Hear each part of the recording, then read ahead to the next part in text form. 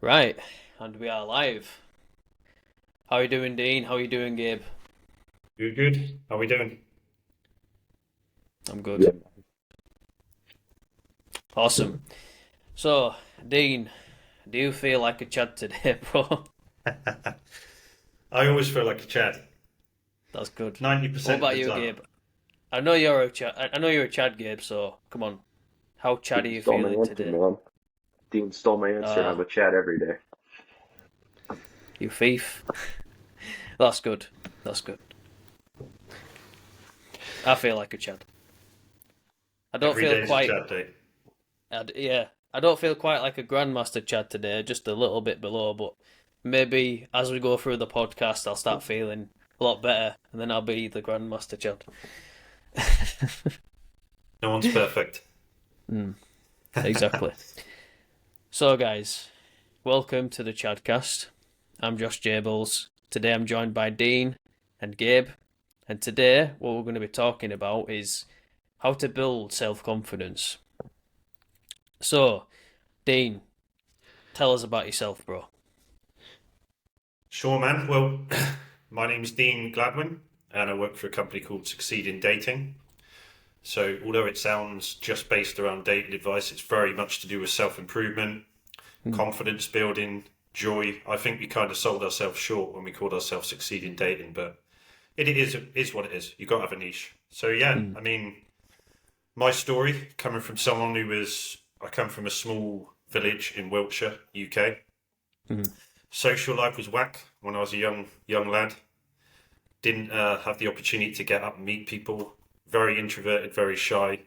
Got involved in music when I was about 13, and it gave me an opportunity to justify and rationalize my introversion. So I would shut myself away, play guitar, learn guitar, which is a great thing. I see the guitars in the background. But yeah, I mean, it was a good thing because I had a purpose and I had a goal in life. But the downside to that was it took a massive toll on my social skills and my confidence, particularly mm, public confidence, public exposure. So I did well in the bands. I enjoyed that. It was always something I wanted to do. But when it comes to people skills and confidence and business and success and discipline, my life was kind of in a wreck. I was badly out of shape, overweight, didn't know how to eat at all. No success with women when I was younger. mm, And I got to about the age of 21, 22, and I thought, something's got to change. Because although I was interested in music and I had a passion, I had a purpose, and that was the thing that was kind of keeping me afloat, the rest of my life was in tatters. And I was thinking, what am I going to do? What am I going to do financially? mm, I'm in terrible shape. I shouldn't be in this position at 21, 22. And I stumbled across Stoicism. That was my first turning point when I really got involved in self improvement. mm, So back in the day when the internet had just come out, there were newsletters that were being offered, and now you get these all day, every day, 20 times a day. But I signed up to Stoic quotes that would be delivered a couple of times a week. And I used to see these quotes coming through from Marcus Aurelius and Epictetus and all of these ancient wise men. And I started to resonate with those things. And to cut a long story short, that was kind of my introduction into the fact that you can change the way that you think, change the way that what you focus on, and mm, actually build confidence, the muscle of the mind, which is confidence and happiness. And just those Stoic quotes, I started getting into other books, The Power of Now by Eckhart Tolle, and Think and Grow Rich by Napoleon Hill, and Emotional Intelligence by Daniel Goleman. So I kind of got obsessed with self improvement as much as I was with music. And again, long story short, the transformation that I made. I've run several businesses now. I was terrible with women when I was younger. I'm now a dating coach. Confidence was on the floor. Coming on something like this when I was 23, that just would not have happened. Being able to even speak on a camera. So the positive message in my story is that just because you've got a certain background or you've got a certain opinion about yourself, confidence can be built. The mind is a muscle. You can train it. You can strengthen it as long as you've got the right mental workout program, and you can transform. And how does that look? Well, it complements you in business, work. You're more confident going for job interviews. You're more confident starting businesses. Social skills, making friends, meeting chicks if you're single. discipline, being more physically healthy, all of that stuff.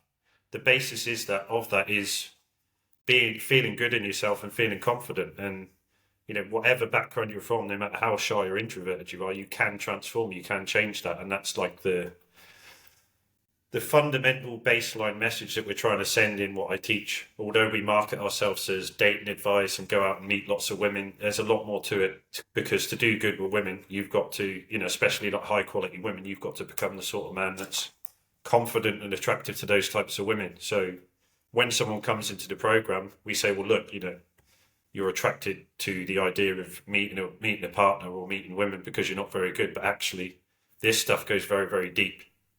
And the reason you're struggling with women is not because you haven't got the pickup lines. It's the relationship that you got with yourself. So it does go, what we teach goes in deeply into self-development and spirituality as well. And these are all the lessons that I learned that I've now put into the program. Yeah, man. So it sounds like you've come a very long way then from what you used to be. Oh yeah. I mean, it's a different person. It's really, I haven't lost any of my interests and my passion. I'm still into metal music, and I'm still into deep conversation. I still do like my own time. I love shutting my door and shutting myself away and learning. But you've got to be pliable. You've got to be adaptable as a human being, and especially if there's multifaceted goals and pursuits that you've got in life, you've got to, even if you're an introvert, even if you're naturally shy, not shy, but if you're naturally introverted, you still got to have the ability to go out there and get what you want. And a lot of people, they identify with that disposition. I'm from this background and I was never outspoken, I was never confident at school. And they let that weave over into the rest of their life. But like I said, the mind is a muscle. How you feel about yourself is just a perception of what's happened in the past. You can change track, you can change trajectory, and you can put things in your life that help you become the type of guy that you want to become. And yeah, that's what I've done myself, and that's what I teach. And it feels, the world looks and feels very different for me now compared to when I was in my early mid-20s. So the positive message for every guy on the men's self-improvement group is you can change. If there's something you want to do, there's something you want to improve at, you can do that. You just got to find the right map. What is confidence? How do I achieve it? What is happiness? How do I achieve it? How do I build a business? The resources are out there. But yeah, the first encouraging word that you can have is it is possible.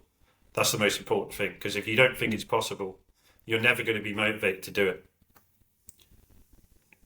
I love it, man. So Gabe's just waiting patiently in the corner there, and I do this every episode. I don't let him speak. I don't give him chance. So, Gabe, if you've got any questions, by all means, man, here's your chance. Sure, bro. No, I like what Dean's saying, and I saw something the other day, and it was like self-doubt is like having a conspiracy theory against yourself, right? So self-confidence, as Dean's saying, is huge for self-development. So I'm excited to get into some of that structure and get some helpful tips from Dean here. Well, and should we get into it, Dean?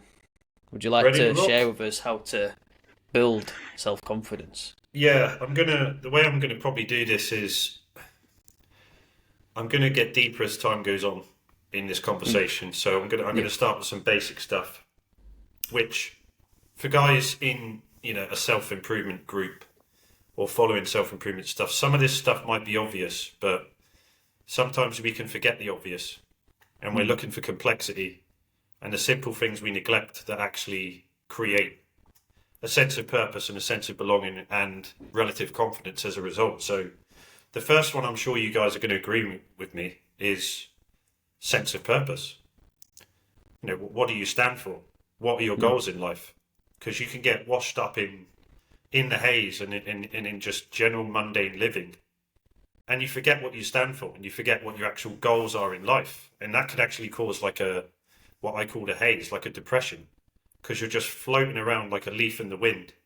You don't know where you're heading. You don't know what your goals are. You haven't clearly defined what it is that you want from life, what it is that you want from your career, what it is that you want from your social capabilities, your charisma, your dating life, everything. You have to literally write that down. What are your goals? What are your purpose?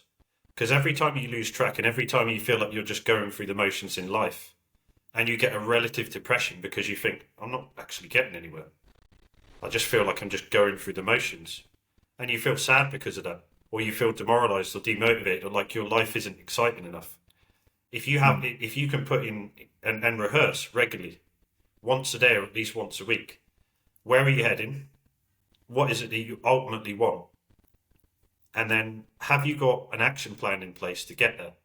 So if you want to build a business, or you'd like to track whatever it is that your goals are, your purpose, your true purpose, and you have to go deep on that, because you can go on Instagram, you can go on YouTube, and you can see other people's lifestyles, and that can inspire you because it looks better than yours. But is it your real purpose? Is it what you really, really want? Because what's important is, we can meet people and we can achieve riches and we can get distracted with friendships and hot women, but you've got to live with yourself at the end of the day. And when you wake up and you look in the mirror and you say, am I on track? Am I on the trajectory to achieve my ideal life?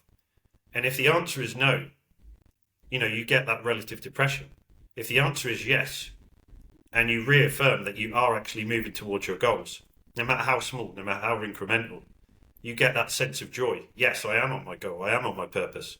So you've really got to go deep and connect your purpose with your values, what you really stand for, what it is that you really want. Not trying to live someone else's blueprint because they look successful and happy. That makes no difference, because we know that's a black hole. People who've been highly successful hit depression, and the reason why is everything they were doing was not their true purpose. So number one, to build your confidence. Is it confidence? Yes, I guess it is. It's joy. It's a sense of internal verification that you're happy in yourself. Being on your purpose is absolutely key. Number one. I'm sure you guys agree that.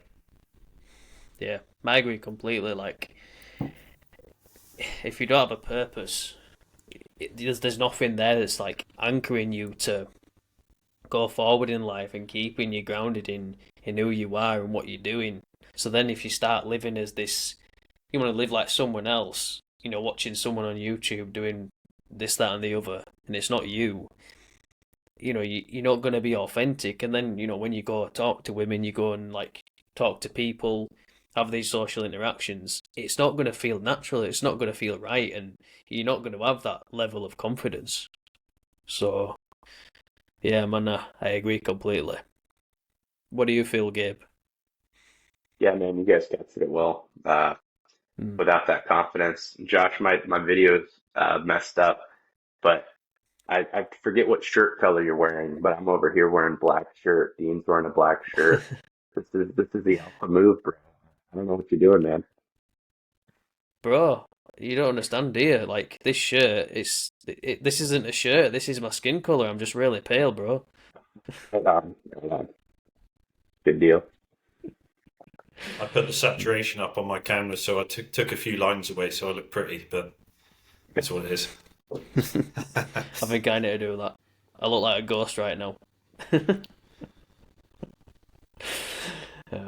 But yeah, Dean, so essentially what you're saying is that, you've got to start from the simple things. You've got to have a purpose first and foremost, because without anything else, it's not gonna go anywhere. Yeah, and I think, when it comes to charisma and having some sort of edge, I think the reason that people use that natural charisma is because they've got a very clear focus, very clear alignment with what they stand for and what they're going for in life. And that translates into a public gathering or into your friendships. Because if you are on your purpose and you're getting that joy, where you're living a life of values and purpose and sense of achievement, it comes out. It's like, self-esteem is tangible. You can see in someone's energy when they're high on self-esteem. And where does some of that come from? Yeah, being on absolutely the relationship that you have with yourself, the journey that you're taking yourself on, in the fact that you know that you're truly living a life that's aligned with your values. So, when me at my highest points is when I'm doing what I love. And I've tied in what I love to do with my career. And when I'm out there doing that stuff, it doesn't even matter if you're making shitloads of money. Money comes and goes and it's not predictable. But what you can put in your life as a staple is making sure that you are on a meaningful journey What did John Peterson say? Choose what's meaningful, not what is expedient. So that means don't chase quick fix pleasures, or don't try and live someone else's blueprint that they're telling you this is the way to live. It's finding your purpose. What is your why, and why is it your why? And how are you going to implement that and put that into your life forever? Not to try and get something, because the journey is just as important as the destination. You've got to wake up and look at yourself in the mirror every day. You've got to live for yourself. What do you stand for? What kind of life are you living? Is it one of integrity, or are you just chasing rainbows? And a lot of joy and a lot of self-esteem, which complements confidence, comes from that. Yeah, man, totally agree. So, we've talked about purpose. What's the next thing now? What do you think is the next stage for someone who wants to improve that level of confidence? Yeah, so the next thing, the next stuff I wanted to talk about was after purpose is actionable things that you can do.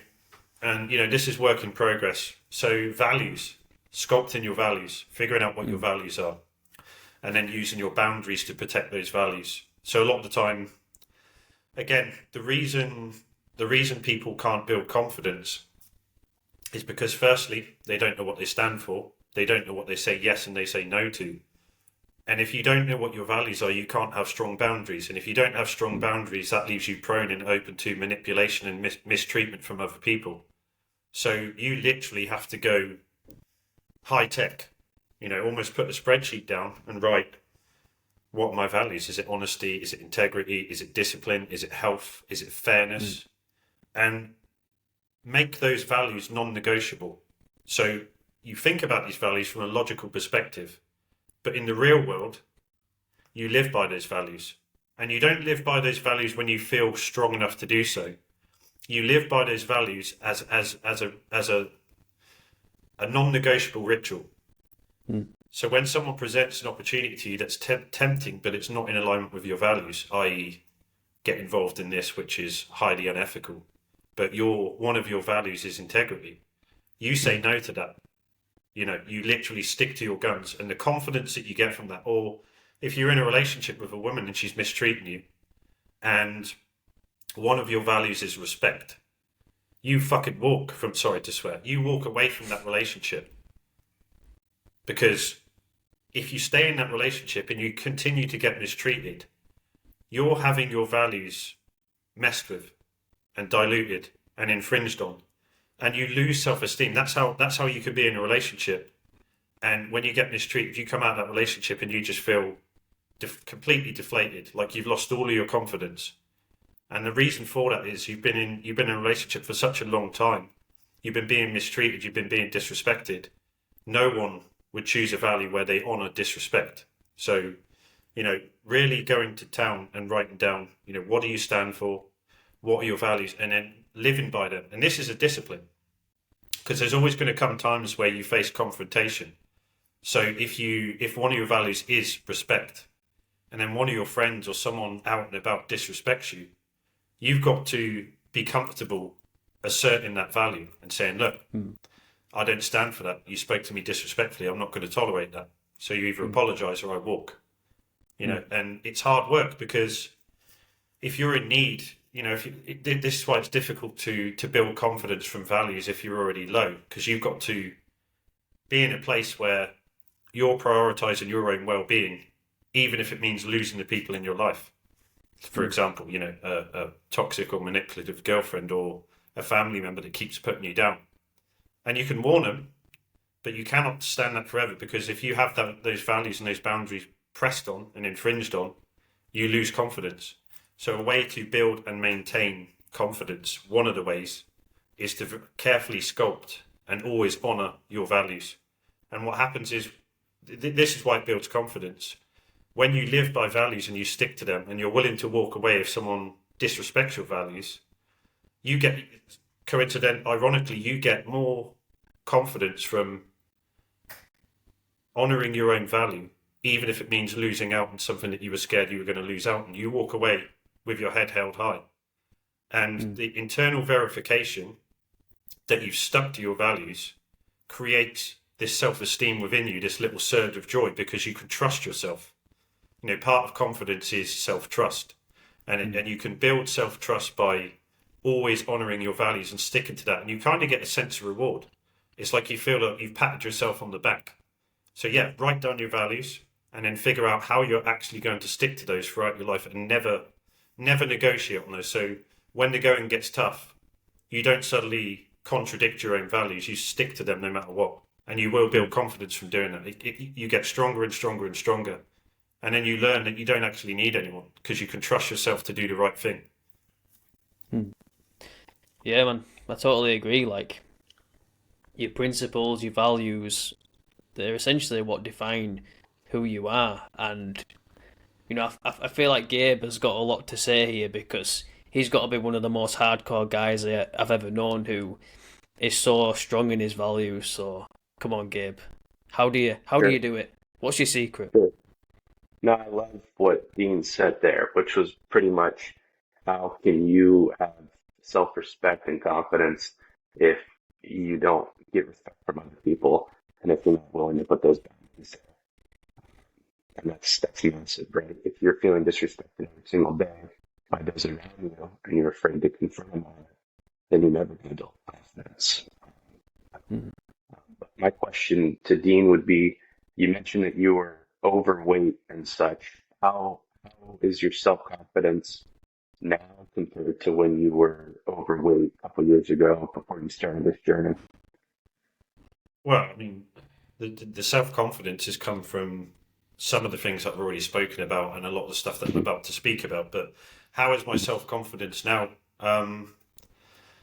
It's kind of, it's on autopilot, my self-confidence. It's like when you're talking about physique and being, I'm now in a much better shape than I used to be in. I don't really think about how I look anymore, and I would define that as true core confidence. Like, because you can be out of shape, and you can feel insecure about your body, and then you can build your shape and get in great shape, but then you're kind of thinking about it. So your confidence is coming from an external.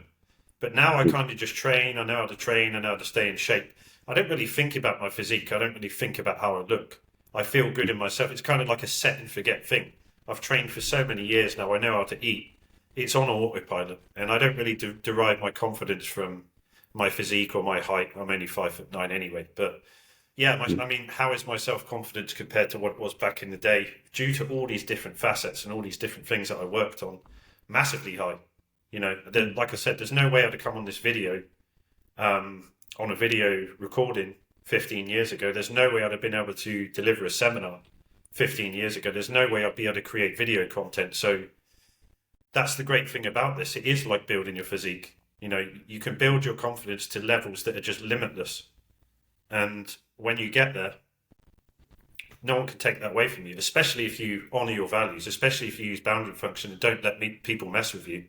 The confidence that you build through all of these things that we're talking about, plus strong boundaries where you don't let people disrespect you or talk you down, means that you get to keep your confidence forever. It's not something that's dependent on the external world or making money or being in perfect shape. The relationship that you have with yourself is what defines your confidence. And when you get that right and you realize how important that is, and how you should never, ever let that be messed with or contradicted or disrespected, you don't need anyone from that point. But the ironic thing about that is, when you build your confidence, core confidence, real self-confidence, you magnetize people on the same frequency into your life, whether that's friends, business associates, women, because people can see there's an energy in the way people act. There's an energy in the way people communicate, and you can't fake true confidence. So you can build your physique, and I absolutely recommend, look after your physical health. But there's a level higher than that. There's a level much higher than that, where your confidence isn't coming from any of your money, any of your physique. It's coming from somewhere else. It's inside. That's what real self-confidence is. It's confidence in yourself, not in your biceps or your tattoos or the money in your bank. It's how you feel about yourself, the internal mirror of the mind. I like what I see in my mind, not in my body.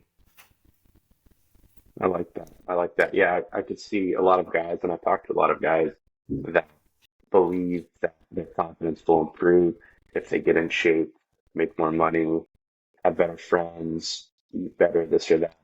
but you're going against the grain there. It's not even about these external things. It's an internal peace and comfort that you find within yourself. And those things just amplify what you've already discovered within you. So I like that. Yeah. It could never be that way. You're chasing rainbows. If your confidence is derived from external things like your money and your physique and your reputation or the women that you're sleeping with, then what goes up must come down. And what happens if you lose it? What happens when it's not there? What happens when that position is threatened? And if you want evidence of that, look at the evidence. Guys that got to levels way higher than I could possibly ever get to committed suicide. So if external acquisition is confidence, then why are these people committing suicide? Tyson Fury, he won the belts. He had his family. He had millions of pounds. He's driving off the bridge in a Ferrari.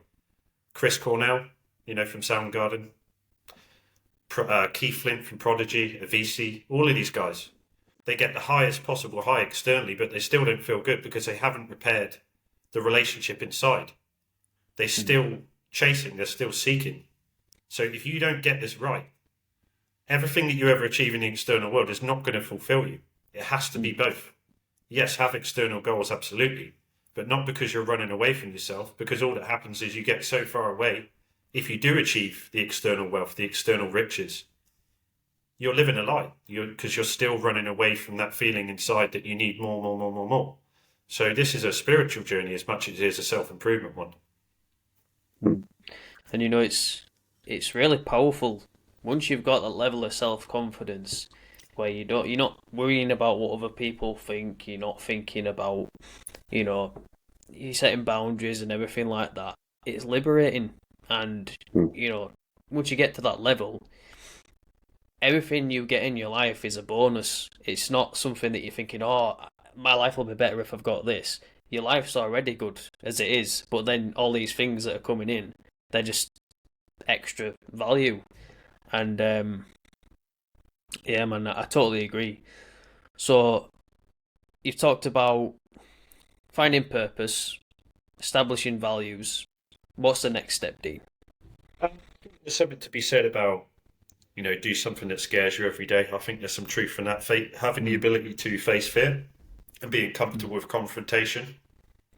And that's why, you maybe look at martial artists and fighters and they seem to have that masculine groundedness about themselves. They're not fazed about things.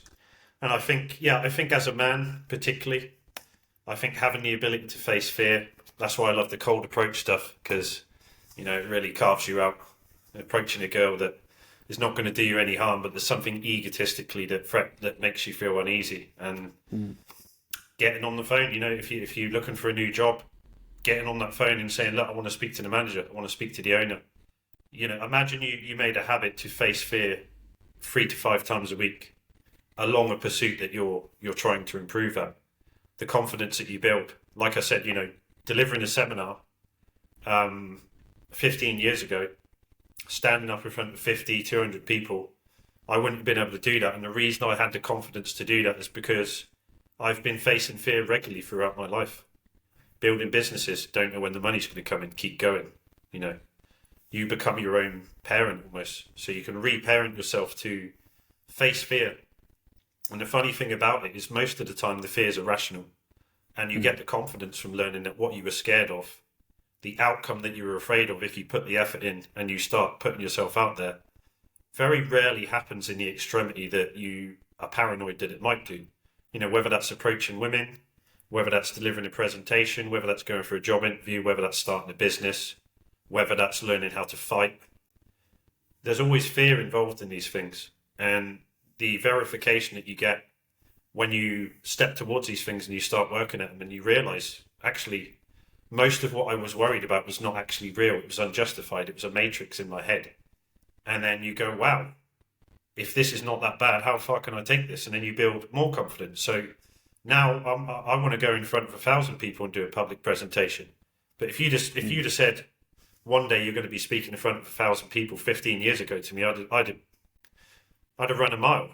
So facing fear in a mature way, in a joyous way, making it fun. Let's see what we can do here. Let's not take it personally if it does go wrong. You build confidence. Again, that's why I love the cold approach thing, because when people see me talk about guys should learn how to cold approach, they think it's about extracting and getting loads of women. But actually, a lot of this is the reason that the guys light up when I take them on a boot camp. It's not necessarily because they're getting girls' numbers. It's because they realise that everything they were scared of was an illusion and they can do it. So, yeah, facing fear is another one that I would say, and make it a habit. You know, we've all got goals. We've all got things we want to do. And you've just got to basically assess where you are and your level of confidence in this pursuit and make a habit. Just going 10 to 20% outside your comfort zone. So, you know, when you're talking about public speaking, you might not be ready to speak in front of 1,000 people, but get a few friends around and do a presentation. And then when you can do that, invite a big group of people, like 40, 50 people, you know, incrementally increasing your comfort with facing fear and confrontation. And that's where you get a masculine essence from. You know, I'm not like a professional fighter, but I've got absolutely no concern about someone being aggressive towards me. And the funny thing about that is, because I've faced fear for so long, I'm less likely to get into trouble. This is the funny thing about human beings, when it comes to public speaking, public exposure, the more confident you become, the less likely people are to make fun of you. It's not very nice, because if you're insecure and then people see that you're insecure and you go on a public speaking, you go in a seminar, people are more likely to laugh at you when you're not confident. So yeah, just assessing where you are and then stepping outside of that comfort zone, just 20%, and making a habit to do that, and you'll go leaps and bounds. You know, you'll literally make massive progress. There's, like I said, confidence is limitless. You can get as confident as you want if you're doing it from the right place, where you're not chasing external gains. The goal is, are you on your purpose? Are you living in alignment with your values, discipline, integrity, ambition? And then are you actually taking the physical action to move towards that by facing fear? So those three things kind of complement each other. Yeah, and Gabe, again, this is something that you're very good at. You're facing fear all the time. You love your combat sports. So do you have any insight right now for anyone watching who, you know, how do you get into that? How do you get yourself in the position where you're now facing the fear through things like that you're doing? Sure. Well, like Dean said, 3 to 5 times a week, you should be doing something that you're afraid to do, right? Something that you don't want to do. When I first started combat sports, I Facebook messaged the page of the academy I was going to go to. And I was like, hey, could I trap in or something? Never got a response, right? I've been training there for a long time now. They never responded because nobody was on the Facebook page. So if I would have let that prevent me from going into it, I would be in a way different place than I am now, right? And I like what Dean is saying. This is a step-by-step process. You don't wake up tomorrow and you're Grandmaster Chad, Josh Gables, right? Or Dean Gladwyn. You wake up and it's the little decisions that you make that you can look back on as validation, as Dean said, for the life trajectory that you're starting to travel. So yeah, definitely get outside of your comfort zone, like Dean's saying. Yeah, absolutely. You don't become a Grandmaster Chad overnight. You got to face your fears, and that's how it's done. So, we talked about purpose, setting boundaries, facing fears. What's the next one? Yeah, I think I wanted to kind of save the best till last, really. And this is a little bit out there in terms of, hopefully I can get this across in a way that people understand it, but the point I would pose to you is that the natural human condition is to be confident naturally. You know, the authentic self. It's not about going out there and getting things and then feeling good about the fact that you've achieved these things to feel confident. A natural human state is to be connected to joy. So you might not be competent, because public speaking and fighting is a skill that you can learn. But confidence, the ability to just go and do something spontaneously, or be more adventurous, or have an optimistic outlook. You know, being in a state of joy and being in a connection to confidence is a natural human state. An animal is not thinking, I look ugly.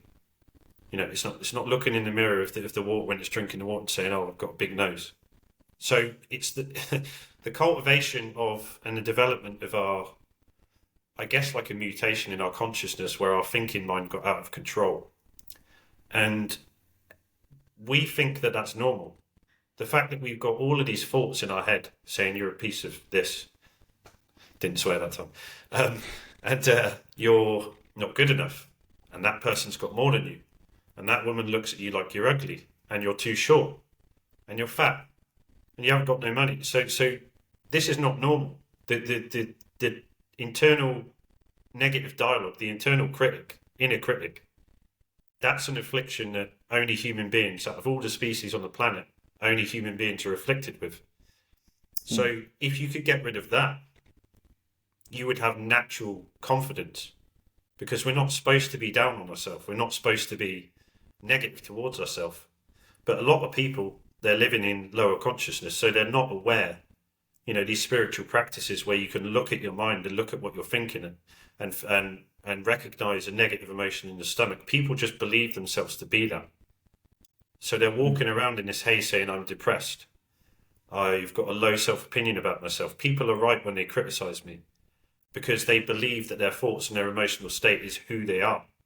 And they never break out of it because they don't learn about this stuff. What is mindfulness? Observing ego in psychology, or witnessing, or presence. Seeing your mind and catching your mind in act, talking you down. It's from, becoming conscious to the fact that your mind is an autopilot. And you've been sat there for the last 2 hours feeling like absolute garbage, because there's negative internal dialogue in your head that's connected to an emotion in your stomach that's feeding this vicious negative cycle that you never even become conscious to. So using mindfulness and using observing ego to catch these thoughts in the act and challenge them and alleviate them and let them go, so that you can return to your natural state of joy, of confidence. Because we're not supposed to be negative. We're not supposed to be talking ourselves down all the time. But because we're not aware generally, in mainstream society, we're just conditioned to completely believe that the thoughts in the head are who we are.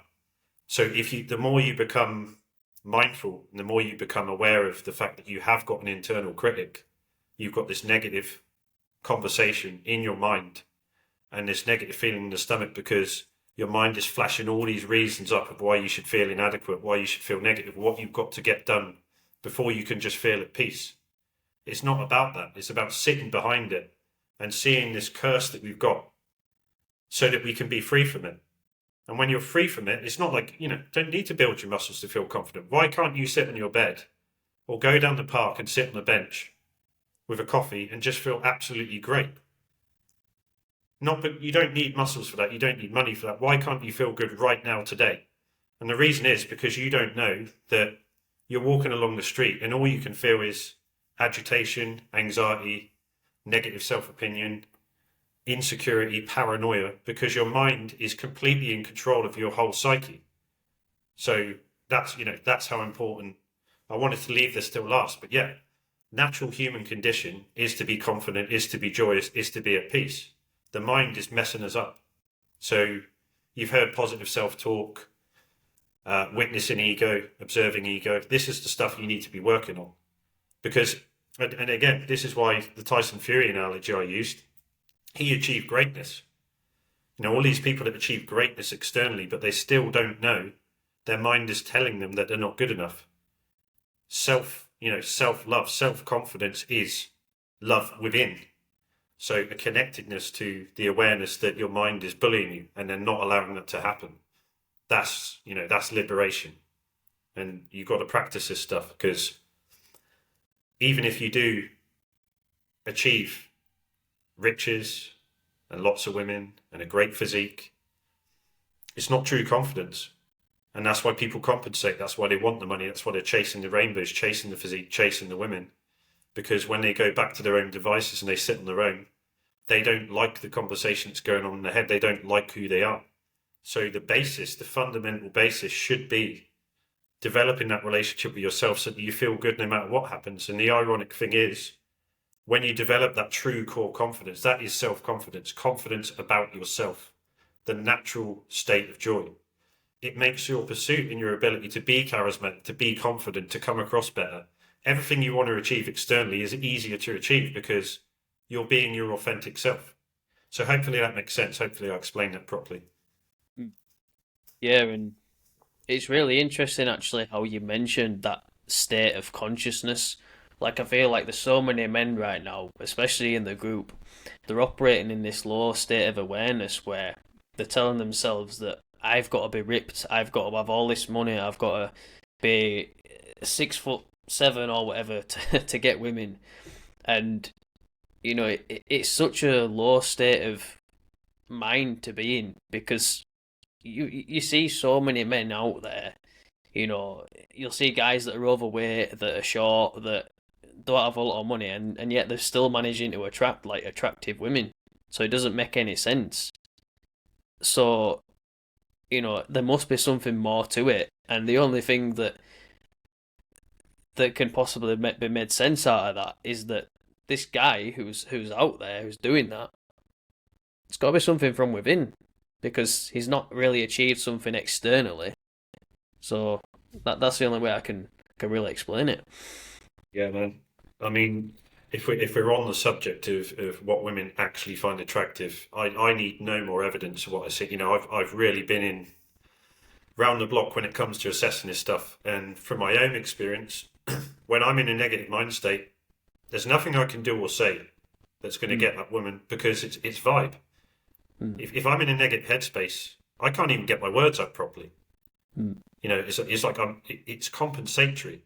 So if you're going training in the gym and you're trying to make more money to attract women, firstly, you're not actually attracting them because you're not demonstrating the personality that women find attractive.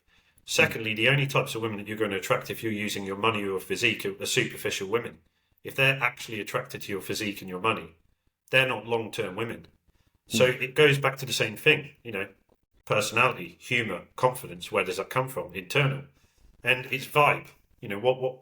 What is it that the woman's noticing? Guys don't see this stuff. Guys just look and they make their own decisions and they project why they think that guy who's 5'4", 5'6", not in particularly good shape and not rich, they make their own projections on why he's able to attract her. But women, in their circuitry, they're evolutionarily designed to see real honest signals in a man. And what they assess is micro signals in his face, his energy, the way that he's holding himself, his communication, his humour, his lightheartedness. All of these things that guys overlook, because guys look at it logically, like shape, money, words that he's using. Women are looking at different things. They have to make sure that the man that they're going to choose to date or pair bond with or procreate with, from a evolutionary biology standpoint, is representing and demonstrating true signals of confidence. And that comes from vibe, the way that you hold yourself, the fluctuations in your voice tonality, how relaxed you are on your body language, how easy it is for you to make eye contact. Is it a true smile? She's looking at all these things that guys don't look at. And then why is that? Okay, so why does that work? Because when you're presenting these subcommunications, these positive subcommunications, that's indicating to the woman that inside you feel calm and inside you feel happy. And for emotional contagion, if you're feeling happy and calm and excited, you're going to present an energetic force, a vibe that she can feel and she can observe, that tells her that you are actually that man of real confidence. You're not compensating. And that's why you can see, not so good looking guys, but they've got a great personality attracting beautiful women. I don't need any more proof or any more evidence that I will argue that to the hills. I've seen it so many times. But I've just broken down psychologically and spiritually and energetically why that's working and what's happening there. And you can see it, And don't get me wrong, there are women that go, I'll never go for a guy below 6'2". There are women that say that, but what I would say is there's a tipping point. And the better your vibe is and the more confident you are, the less likely that is to matter. Yeah, absolutely. And I think, Gabe, I think we can actually provide a really good example here. Do you remember a couple of weeks ago we were on that call, and you were telling me about this girl who, you were in a different city doing some training for your job, wasn't you? And you were telling me how you really hit it off with this girl, and then we had a bit of a discussion afterwards, and we worked out why that was, didn't we? And why was it, Gabe? Why did things go really well with that girl? Yeah, it was just the energy of it, man. I was in Hmm. a, different place doing a different thing on business. Um, Hmm.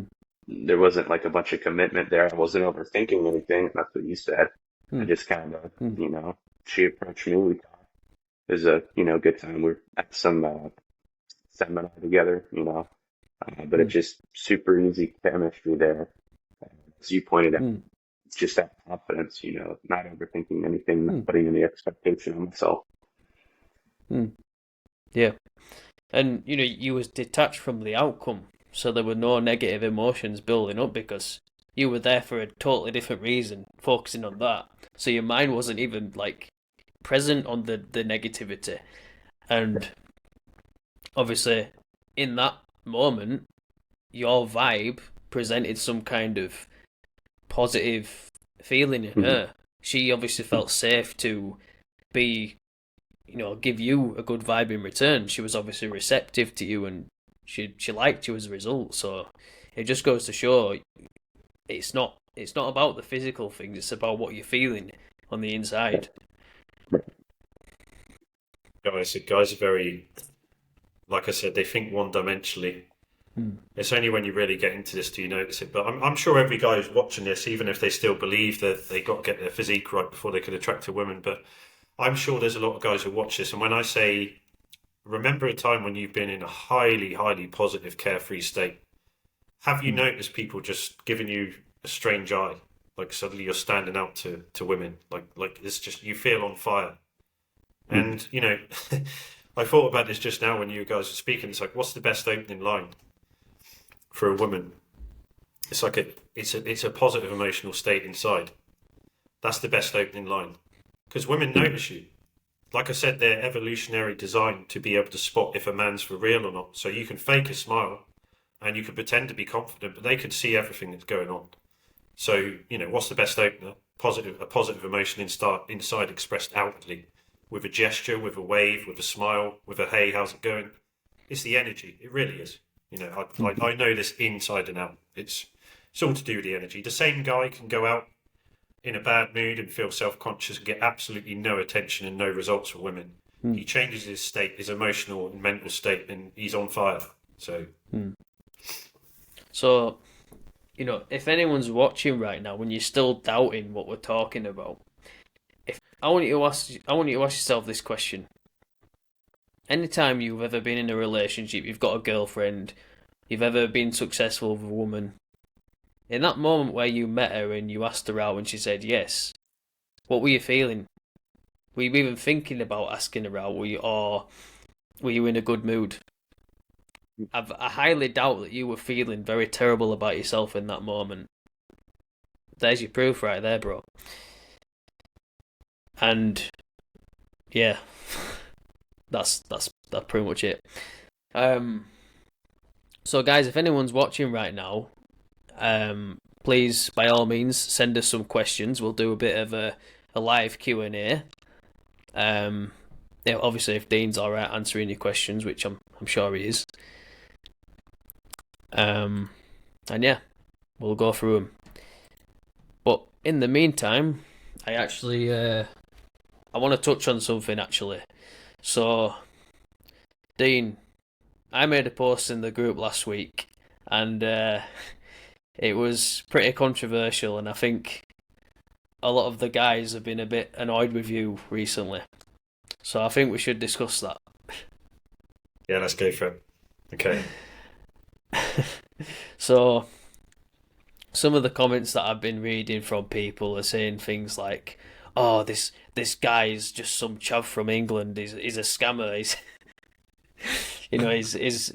he just wants people's money and he's just going to show you how to hook up with loads of women and do this, that, and the other." And I feel like it's a huge misinterpretation of who you are and what you do. I think so. I think the way that I've presented my material, you know, half naked girls, how to approach women, how to take girls home. it only shows one superficial side of what I teach and what my philosophy is. And in reality, the guys that I like helping when it comes to the dating advice are the guys that want something a bit more wholesome. I'm 43 now. It's certainly not my ambition or my focus to go around and sleep with as many women as I can. That's not what I'm about. So I think, I've just been using material that's I think it's ruffling some feathers, and I think it's giving people a wrong perception of me. And in reality, like I said, to be great with women or to find a good partner and attract high quality women, it does go back to the self-development stuff. All of this stuff we spoke about today, plus more, it's like you've got to be on a certain frequency. And yeah, I think just I got a little bit antagonized there with some of the things that were being said. And it's polarizing. A dating advice company for men, it sounds like snake oil. Is this something you can really, a lot of people think you've either got it or you haven't, and can you really improve your skills with women? Can you really attract different types or higher quality of women I know wholeheartedly that you can, but I can see how it's easy to look at that and just say this guy's a scammer. But our clients are getting great results, and there's a lot of self-development in it. This is not just about sending you out there to run after women and take women home. This is about becoming a different type of person, someone who's more spiritually free, socially free, confident, connected, purposeful. Our program, the first half of our program, has absolutely nothing to do with women. It's all to do with internal gain, inner stuff, internal work. Because we know we don't want to send you out there like an empty cup, trying to extract and get women. We want to send you out as like a new man, is exuding that masculine essence. So the types of women that you can approach, the types of women that you can meet, are going to be quality women. And like I said, this is not to get lots and lots of women for most guys. This is about teaching you how you can achieve your dream dating life. So the women that you absolutely aspire to or would like to be with, obviously there might be some things that are stopping you from achieving that right now. You might not have the confidence, you might not have the communication skills, you might not feel good within yourself. And half of the program is to get you to that place. And then at the end of it, we instruct you how to go out there and find her. So yeah, in all honesty, I prefer helping guys find their dream woman, not sleep with lots of different women. That's not necessarily what it's about at this stage, especially at my age now. It's just the material. The material is triggering people, and plus I think that when you look at someone who's advertising dating coaching, it's easy to just think it must be a scam because it's not something that's taught in school. It's not something that's taught in like a martial arts class. You want to learn tennis, you can go to a coach. It's easy to see. But when we talk about being attracted to women being vibe, and I said that guys can't see it, I can understand that they might look at that and see it's this snake oil, and I'm just selling nothing. But the reality is, any guy that comes on this program would do a testimonial. You go on the website, you speak to any of my previous clients, you'll see, they're over the moon with what they've learned. Yeah, man, and I like how you mentioned about guys going out with an empty cup. If your cup is full, obviously you're going to be able to share it with others. You can share that abundance of yourself, and people are going to feel good. But if you've got nothing to really offer internally, there's not much else you can do. But yeah, I think it's good, and hopefully that can clear a lot of things up for anyone watching right now who's just absolutely furious with Dean and all his posts with these women. Well, don't forget as well. There's a lot of banter in what I write. There's a lot of humour. It's not intended to be malicious. It's just I'm a little bit heavy-handed with my humour and my banter, and there's nothing personal. I don't know any of these guys. I would not wish any bad on anyone. It's just a misinterpretation. It's a misunderstanding, and I reacted just as much as some of the other guys did. I still have an ego. I'm not the Dalai Lama. I still get triggered sometimes. So, but yeah, my intentions are not bad. And any guy on the program it gets wholehearted, absolute focus and commitment from me to make sure they get the transformation that they want. But the other thing is, you're never going to please everyone. And hopefully what we've spoken today has resonated with a few guys and cleared a few things up. But it is what it is. I can't control what everyone thinks of me. But it's not meant in a malicious way. I'm absolutely not ripping people off. What I teach, I truly believe in, and it's creating transformation for people. Yeah, absolutely. I mean, I get criticism for like a $10 a month, call from people, so it's some people are just gonna hate just because they can. So yeah, let them do it. I say just focus on being you and don't worry about what the critics say. That's how I feel anyway. Um, but yeah, uh, so now I want to talk about something that's going on in the group, and I want to highlight a really positive post. Or better yet, I want Gabe to highlight it because this is his special spotlight on the podcast. So, Gabe, did you get the message I sent you? Yeah, man, I just pulled it up. Yeah. So Right, we'll talk I'll about. share my screen and then we can read it Okay. out together. Yeah. Good. Yeah, good deal. And then Excellent. after this, I do have a question for you that we can get into right Yeah. after. I'll make it short because I don't know how well Mm. my connection will be. But we're big ups to Eduardo. So he posted Mm. about the depression that he faced when he was 25 years old. He lost everything that he cared about. He didn't know what to do. He got diagnosed with depression, 8 months of battling a lot of intrusive thoughts. Thought about giving up quite a bit. Um, and then somewhere along that time frame, he looked in the mirror one day and he thought, how would I feel if my daughter brought home a guy like me? You know, like I wouldn't want that guy anywhere around us or her, right? And he started using that mindset to motivate him forward. And in his post, he Mm. mentioned after it's all said and done, he realized that he's grateful, and that's what he was missing during that process. He wasn't grateful for the journey that he was on, for the things that were going on in life. And when you're not grateful, it's easy to fall into that selfish Mm. mindset. When you think about yourself, you get depressed, right?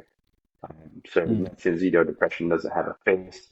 And he had to create a vision that would help him to become unstoppable during that process. And now he's just Mm. looking to help people that are battling the same struggles. So he got a lot of positive Mm. interaction on his post. He messaged me, asked him if I could share this, offered to send me one of his books that he wrote. So just a good guy, big ups on him. And then the other person Mm. that we were going to mention was our Grandmaster Cat himself, Josh Jables. He put a lot into the group, and he's made some life Mm. changes lately that allowed him to focus more on the group and on us members Mm. than he has in the past. So we're super grateful for Josh. Mm. I appreciate that, Gabe, and I finally have reached this peak state. I finally feel like a Grandmaster Chad from your very words. So thank you for that. And and yeah, like obviously with Eduardo's story, I think it's really inspiring, and it just goes to show that when your cup is full, you're in this like state of service you want to give because you've already received all these things internally, so now you want to give out something positive. And this guy, I can tell you now, this guy, his vibe is going to be amazing. He's going to Yeah. be probably a Grandmaster Chad himself whenever he's talking to these different women. So, you know, it goes a long way, guys. And if you can do that, you're onto something amazing. So yeah. And then a question Um. for Dean. Oh yeah. So, Dean, what would you tell the guy? He's overweight. He's in his parents' basement playing his video games, eating his pizza, smoking his weed, and he's watching us right now. These group members, and he says, "Dean, I got confidence, bro. I'm texting these girls online all day. I feel fine." What do you have to say to that viewer of the podcast? If your life is if you don't have the base level fundamentals in your life, such as a purpose, a career, a healthy physique, a healthy mind, I would say that the last thing you want to be focused on is chasing women to distract you from that. You're in a state of apathy. What is apathy? It's you're medicating yourself or distracting yourself to a point where you can't feel any emotion. So you think you're all right because you don't feel fear and you don't feel anxiety, but you're not. You're covering that over. So you're in a very bad position, and you want to cut these dopamine triggering, dopamine releasing distractions out of your life. And what will start coming to the surface is fear again. And you want to feel that fear because your life is in bits. So you want to feel that fear to actually make you realize you're not okay. Women are applying online, but you're living in your basement and you've got no money coming in. You're dangerously out of shape. That's not a good position to be in. So yeah, it's easy to do online. It's easy to get distracted. You see the Pornhub thing, and you can watch YouTube all day, or you can get addicted to dating apps. And people who their life is not in order, they don't have base level finance, base level physical health. They're using these things to distract themselves from the fact that if they actually sit there and acknowledge their life situation, it's going to create some sadness, but that's a good thing. You want to use those emotions of fear, anxiety, and dismay to help you move up the ladder in your level of consciousness into courage and into discipline and into motivation. Because at the moment, if you're in that position, you're feeling okay about it, that's not a good thing because you're not okay. That's what I would recommend someone in that position. So yeah, I wouldn't recommend someone that in that position to go out and start dating and meeting chicks. It's totally unsustainable. Right on. Yeah, absolutely. Honestly, confidence, it's the best thing, bro, the best thing ever. And if you've got true, like, deep-rooted self-confidence that nobody can take away from you, you're gonna achieve anything. All these guys that talk about, oh, but if I get the money, if I get the body, I'm gonna have women, I'm gonna have all these great things, I'm gonna have an amazing life. Coincidentally, when you have that inner confidence, all these areas, that's when you'll start to thrive in them because you're not attached to all this negativity, all this negative self-belief, so you can push forward and just achieve all these goals with relative ease. Well, that's the other thing as well. It's like, why do people want these things? If you look at, let's go deep on this. Why do you want the good physique? Which is an admirable thing. You should have good physical health. It's important. Why do you want the money? It's not a bad thing. But what they're imagining when they get these things is the feeling of confidence. But you don't need these things to be confident. That's the crazy thing about it. What guys are seeking? More hot girls, a nice relationship, nice cars, good physique, lots of money in the bank. What they think that's going to achieve is the feeling of confidence. But real confidence can only come from within. Self-confidence is confidence that you generate by yourself. Not the money, not the girls, not the travel, not the cars. That's external confidence. That's called validation. Doesn't last. You need more. And then it stops, like the examples I gave you earlier.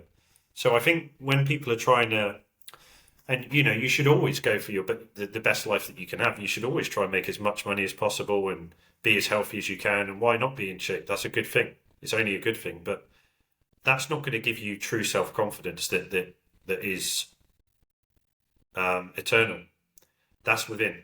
So yeah, I think a lot of guys are illusioned and they're being programmed to think that if they just get this, and this, the new iPhone, the new car, they're going to feel confident. But it's like a slap in the face. It's like when you buy a new pair of a new T-shirt or something, a new piece of technology. You feel good for like 2 hours or a day, and then next week you go back to your internal negative dialogue because it doesn't last. Yeah, man, absolutely, and I can attest to this because in our men's improvement academy that we've got, these guys, the successful guys, they've got the money, they've got women and everything like that, but in a lot of areas they're struggling, and it just goes to show you that it's not going to solve your problems. You've got to look within and start that healing process before you truly do feel at peace with yourself. Yeah, so like I said, your natural state as a human being is a state of joy. It's the mind and the seeking within us. What did the Buddha say? Desire is the root of all suffering. So it's like we're seeking externally to feel good about ourselves. That's not a normal, natural thing, and it won't last. You can achieve the highest levels of wealth, and you're still a vulgar, discontent person. It doesn't equal true happiness. So yeah, it's getting back in connection with that natural state of joy that comes before any of that stuff. And that's the basis of any strong long-term relationship or anything external that's sustainable. You've got to be good within yourself.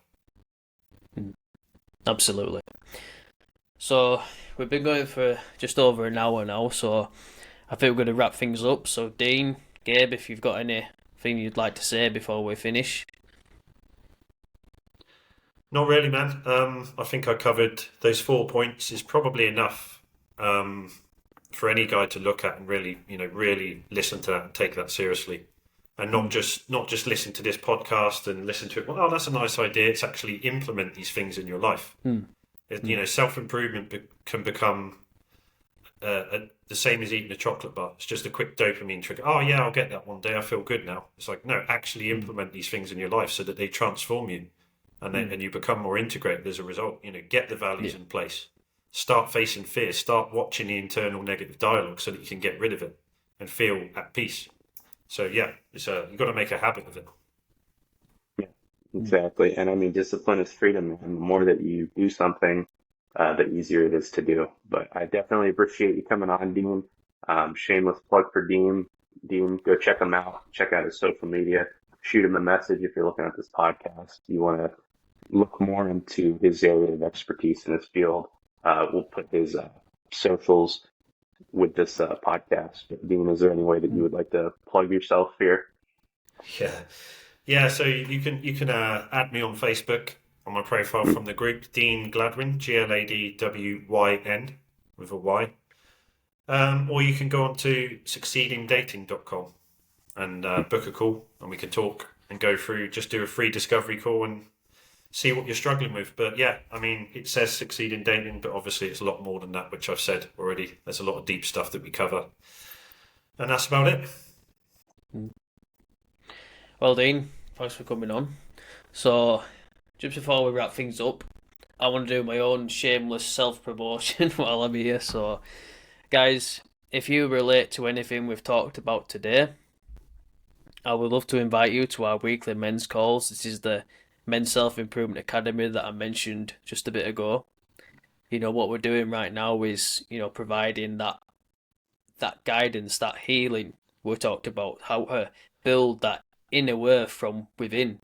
Because that's when you start to thrive in your business, it's where you start to thrive in your relationships, fitness, so on, whatever these goals are. And yeah, it's amazing group of guys. So if you want to join, it's pretty affordable. If you want to join, just let me know, message me or message Simon. So with that shameless self-promotion out of the way, yeah, I think that'll do for today, guys. So, Dean, thanks for coming on. You're an absolute Chad. Gabe, you're also an absolute Chad. And yeah, that was episode 3, I think, of the CHADcast. Thanks for watching.